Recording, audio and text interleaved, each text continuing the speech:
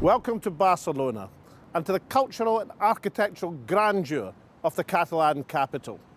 In our first two programmes in this series from Catalonia, we've asked about the politics and the economics and where this want-to-be republic is going.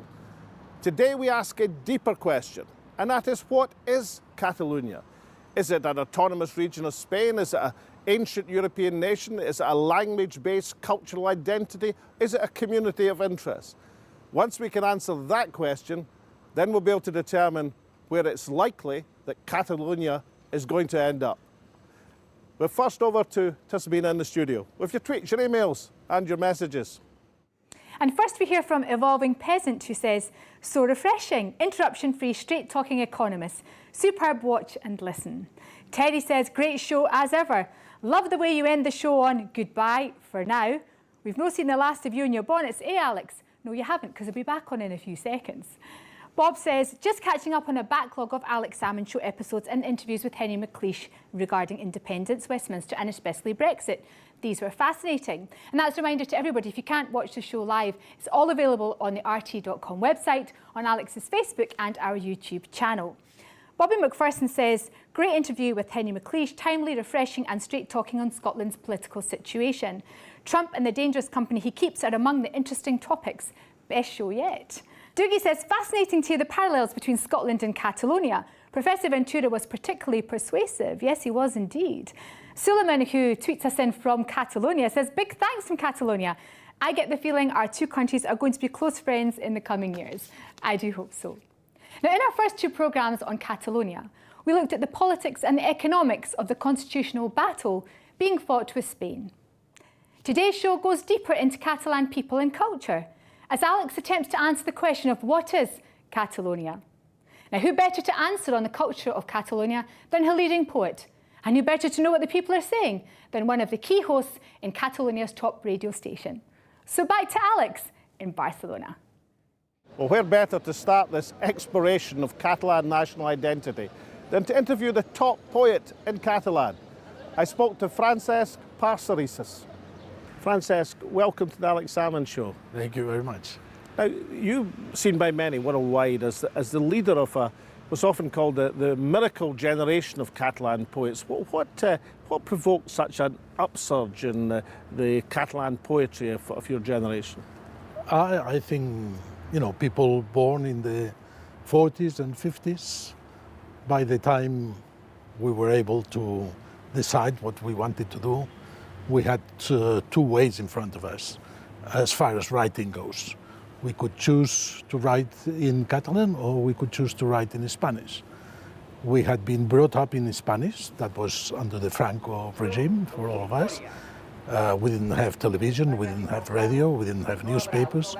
Very few books from mid-50s onwards. Then if you decide to write, I think what you look at is what you know. And what you know is what you have surrounding you. Your family, your landscape, your language. And that language was Catalan.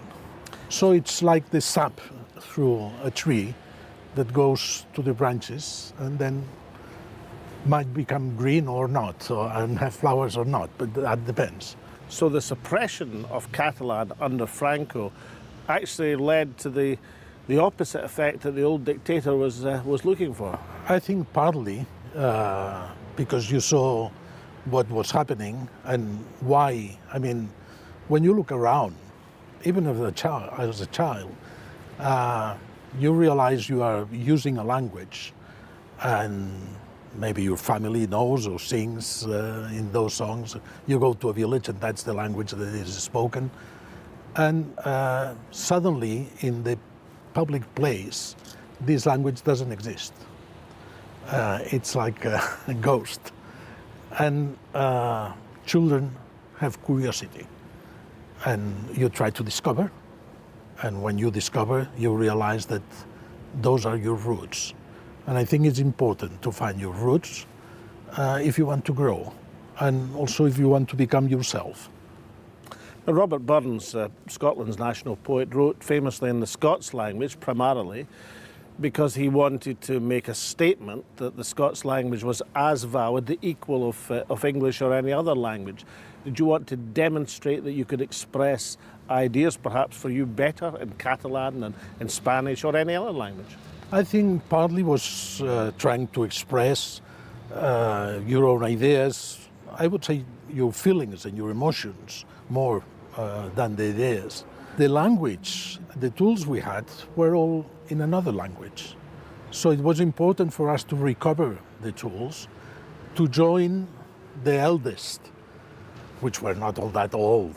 And I think we were very welcome by the generation who had been born just before the Civil War and who thought probably that they were the last generation in that culture, in that language. And when they saw that they were young people, innocent enough to join the literary world or wanting to write poetry, they really helped us a lot. And you felt in good company, and you felt also belonging to a tradition which was ours. Now, when you were starting out as a young man, as a young poet, did you think that half a century or so later you'd be in an environment where Catalan is the leading language, the official language of Catalonia? Did you think that transition would carry that far? It's very difficult to know what you thought when you were young. I cannot remember. I cannot jump into myself 60 years ago or 70 years ago. Probably not. To answer a question I've been trying to answer in this programme is, for the international audience, what is Catalonia? Is Catalonia an ancient nation? Is it an autonomous region? Is it part of the European continent? Is it a community of identity? What is Catalonia? I think it's all these things together. It's an old nation. It's the people, basically. I think the people belonging and wanted to belong to the Catalan identity. It's a language. It's a history. It's a culture, it's a landscape, it's many things. I think it's what makes Scottish people Scots, what makes French people French, what makes even American people, who is one of the newest nations, American. I think it's loving something which is there and it's common to everyone, and also something which comes from far back in history, and also having some sort of common future, something to look ahead, something which in the future is going to be better than what we have now or what we had in the past. That's a great answer, Francesc. Listen, I don't know what the future holds for Catalonia, but I hope it's a good one, and I hope it can be toasted in a quaich. Now, Thank you. I know that you know the drill. Thank you very much. Whiskey in the quaich. I actually have a bottle to be open that some friends brought from St. Andrews last weekend. And did you bring it with you? No, because Thank you for the interview. I know where that whiskey is going to go. Thank you, Francesc. Thank you.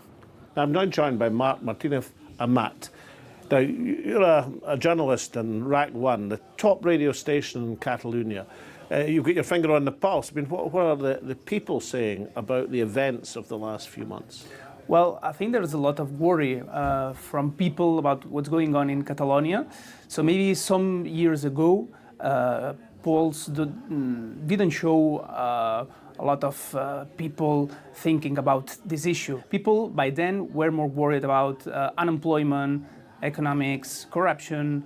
But from the latest events of last year, polls show that people is now thinking about independence as a thing unsolved and asking politicians to solve it. So we're in the middle of this bustling radio station. I mean, what are your listeners phoning in about? I mean, are they phoning in about independence? Are they phoning in telling the politicians to get on with it? What's the word in the street? Well, I think that there are a lot of people thinking that this issue should be tackled with a referendum. Other people thinking that there's no way to solve it in an agreed or through an agreement with Madrid, and that the Catalan government should go and just declare independence and try to implement a republic. And some other people think that all this issue should be forget, and let's go to the autonomy and let's do other things more easy to achieve. Where do you think this argument, this political debate is going? Do you think there's going to be a new strategy evolving from the independence supporters? Do you think the new government in Spain is going to be more conducive to at least talking? And what's going to happen now? I think we are in a turning point after what has happened in the last months, especially in October with the referendum, the declaration of independence. I think that now the pro-independence parties should have a reflection, should think about what will be the next step to take, and they are not together in what can be a roadmap. Your assessment, is there going to be meaningful discussions between the new president in Catalonia and the new prime minister in Spain? Are they going to be able to come to any understanding? I think they are going to de-escalate the tension, but further than this, I don't know if the talks can go farther, because the cornerstone of the question is, what is Catalonia?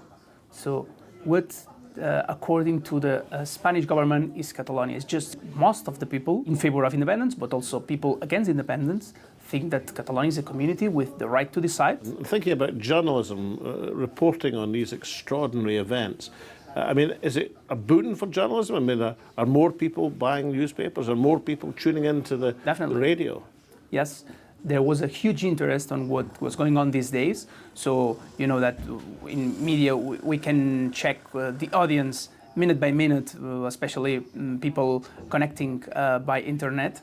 And those days, I think we had a record of listeners waiting for news and what was the reaction of what was going on. Well, Mark, I don't know if I can supply the Scotch whisky, but I can supply the quake, the receptacle. You know the drill, the whisky and the quake, and then you can toast Catalonia and Scotland. Thank you. Thank you very much. You're welcome. Well, one of the features of this Catalan debate has been the prevalence of Catalan academics working overseas, and the prevalence also of the online media. Coming up after the break, I speak to a professor from Princeton University and the founder of the oldest online newspaper in the whole of Europe. Welcome back. In attempting to answer the question, what is Catalonia, Alex has turned to poetry and to radio phone-ins. Now he looks at academia and online publications to find out what the people are telling the pollsters and what they're tweeting. Carl Bosch was a professor of political science at Princeton University, has a doctorate from Harvard University, and was an advisor to the World Bank and the Inter-American Development Bank. He's been a member of the American Academy of Arts and Sciences since October 2010 and was awarded the 2012 Alberta Foundation Prize. Professor, explaining Catalonia, the feelings of people in Catalonia, you know, as the independence support has grown, have the Catalan feelings of identity as a nation increased? You are right that the sentiment pro-independent has grown. 10 years ago, it was only about, let's say, 15% of the population that would be in favor of voting for a separate country or a nation, and now it's close to 50%. I don't think that national identity has changed that much. It has become stronger, and especially the support for this, let's say, more radical solution has grown.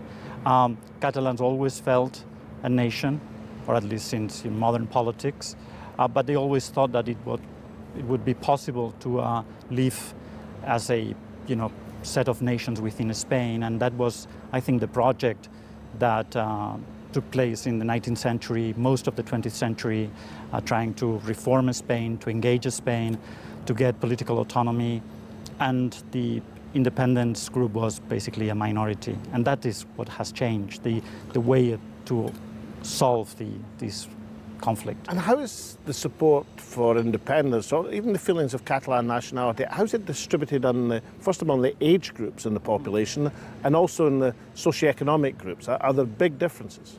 Well, as you know, there are two main groups, like 45 to 48% of the population say that would vote yes in a referendum on independence. 40% now say no, and the rest are ambiguous and have no opinion. There is clearly a difference in terms of age, so older people are less in favor of independence. I would say that perhaps it's only 30%. Versus, so there is a clear majority in favor of no or union with Spain among old people. Among the young, I would say it's 2/3 that are in favor of independence if we believe the current survey. So age is important. The second thing that is important is family. So basically 80% of Catalans have at least one grandparent born outside Catalonia. So we cannot think of Catalans as an ethnic group. It's basically, a civic community of people that some of them have family that goes back to, the 19th century, 18th century, whatever. But most of the population have very mixed origins. Now, within those that have mixed origins, those that have more grandparents that were born here, they are more in favor of Catalan independence. But it's not about ethnicity, I would say. It's about being rooted.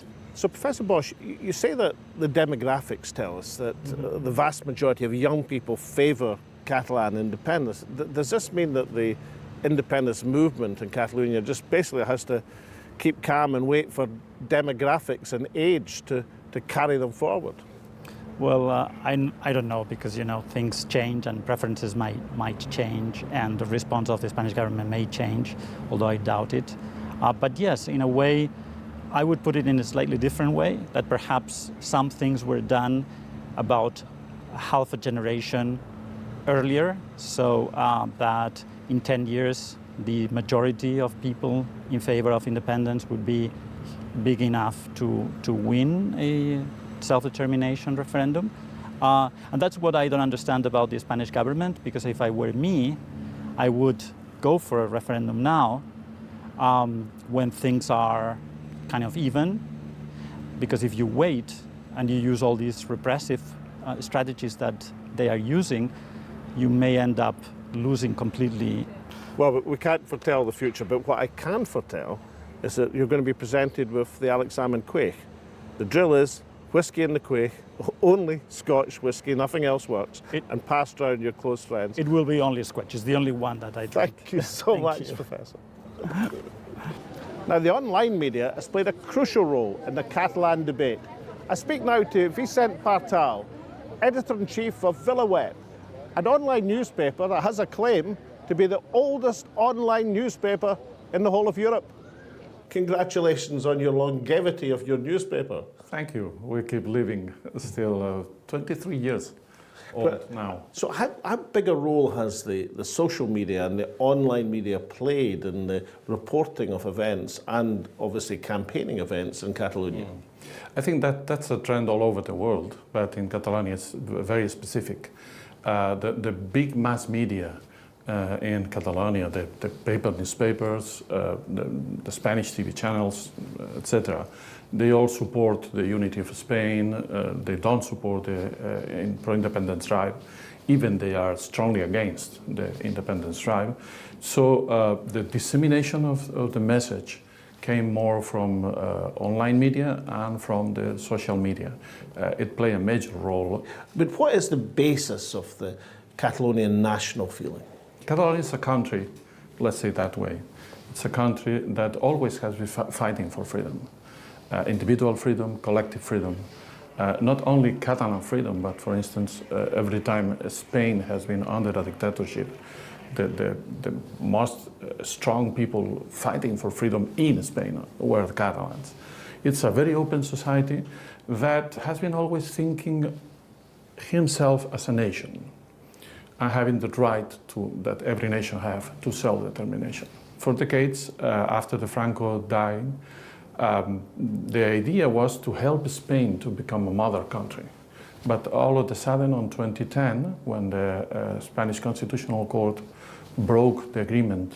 So you would regard that as a seminal moment, a watershed moment, when the Spanish Constitutional Court reversed the agreement on the Statute of Autonomy, which had already been passed in a referendum by the people of Catalonia. That's absolutely the beginning of everything. Because there were sort of a pact, the so-called two keys pact. Catalonia have the autonomy, and Catalonia can decide. But Spain keep a key, which is everything decided in Catalonia must go to the Spanish Parliament and voted there. But then Catalonia have their own key also, which is that everything voted in the Spanish Parliament must come back to Catalonia and be voted in a referendum. So it was a good pact. You have both sides have a way to prevent major problems. What happens with the Constitutional Court breaking this pact was the beginning of all the whole situation we have now, because the people say, okay, so this is not a fair agreement as it was, the two key system. So the political reaction to that was to change the balance of opinion in Catalonia, which previously had been for autonomy, but only a minority for independence. That then became a much more balanced situation between the independence supporters and those who were still for the union with Spain. Absolutely. But I think that was not the only thing. At the same time, the movement started as a grassroots movement. And it was very important, the so-called popular referendums. That was self-organized referendums. In every little town, there were, I think, 700, something like this, referendums, which of course were not official referendums. But that showed the people that they have the power. So they can decide, they can organize themselves, they can build something.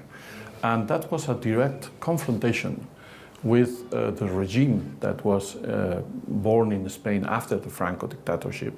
That is a very eccentric regime in terms of democracy in Europe, because it prevents very much the people having power. Let me take you to the 1st of October, when these dramatic events of the organised referendum, the violence by the state police sent in, the world watching what the events of. Where were you when all this was going on? How were you reporting it?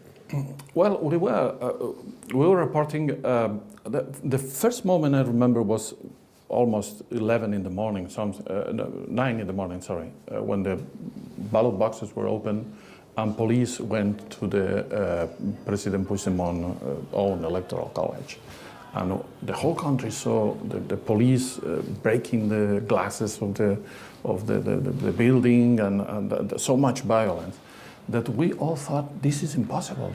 It cannot happen. That very difficult in order to having information that you must know if this is real or not, checking the information, checking with the sources. What really very difficult time. I remember, for instance, we were the first one saying that there were not elections, but the independence will be proclaimed 2 days before the proclamation of independence. And for 50 minutes, no other media confirmed that at the end was true. But these 15 minutes were astonishing for me. I was like saying, oh my God, we were wrong, that's the end, but we were right, but we were wrong, that's the end. It's a very difficult moment for journalism, but it's fantastic. I think it's a privilege. It's the first draft of history at the end. You're in a good position to forecast the future. Where are we going now? I mean, is that the events of last October as big a watershed as the rejection of the constitutional agreement of 2010? Well, I think what happened on the October the 1st, more than a political question, was a sentimental affair. This is the end. For a part of the Catalan society, this is the end. This is a political problem. And the only solution to this problem must be political. And as they doesn't want to accept that, there is no solution. I think we will see again a very hot period of time starting in September, October, especially if Spain try to send to court the political prisoners, asking 30 years for them. If that happens, I think the drive for the Republic and the independence will be again on the table. for the second time in less than 1 year. There may be within the political discourse on all sides in Catalonia maybe something of an answer to this? Absolutely. I think in Catalonia it's very difficult today to create a fake, extremely difficult, because there is so much people involved on any discussion. There is so much data available. There is so much people watching all the sides of the story that it is much difficult to have this debate on fake news, etc. There are fake news, of course, but it is not so easy. But more of it's real. More often than real. We have a lot of real news this time. Thank you so much for the interview. I have a quake, the Scots Gaelic for a loving cup. So it's whiskey in the quake, and pass it around all your many journalistic colleagues. Try to celebrate something with this. And thank you so much for the interview. In the 3 programmes in this series, we've learned a good deal about the Catalan constitutional crisis. First, that dialogue has now started between the 2 new governments, one in Barcelona and one in Madrid. President Torra laid out his ideas for a breakthrough in negotiations, but it would be foolish to assume that this is imminent. Second, that the Catalan dispute, which began as an economic argument, has moved on to other even more fundamental issues, such as legality, democracy and nationhood. And finally today, that Catalan attitudes to themselves and to their future have been evolving with events such as a rejection by the Spanish Constitutional Court of the settlement of 2010, the violence of last October, and most recently, the imprisonment and effective exile of many independence leaders. A decade ago, most Catalans saw their future in Spain. Now the position is delicately balanced. Most fascinating of all was the suggestion that given the demographics of support for independence, with young people overwhelmingly in favour, the shrewd policy of the Spanish government might be to usher any referendum forward, and equally, the rational policy of the Catalan movement might be to delay until they have a more comfortable majority. That would be a total reversal of the current position and is unlikely to happen. What is more certain is this: if one key test of nationhood is a belief in self-determination, then Catalonia passes that standard. By overwhelming majority, Catalans want the right to decide, even if they are divided, on what the decision should be. It all makes for a riveting political battle with the endgame uncertain. What is certain is that Catalonia will stay a focus of both European and world attention. And so from Alex and the team in Catalonia and from me here in the studio, it's goodbye for now.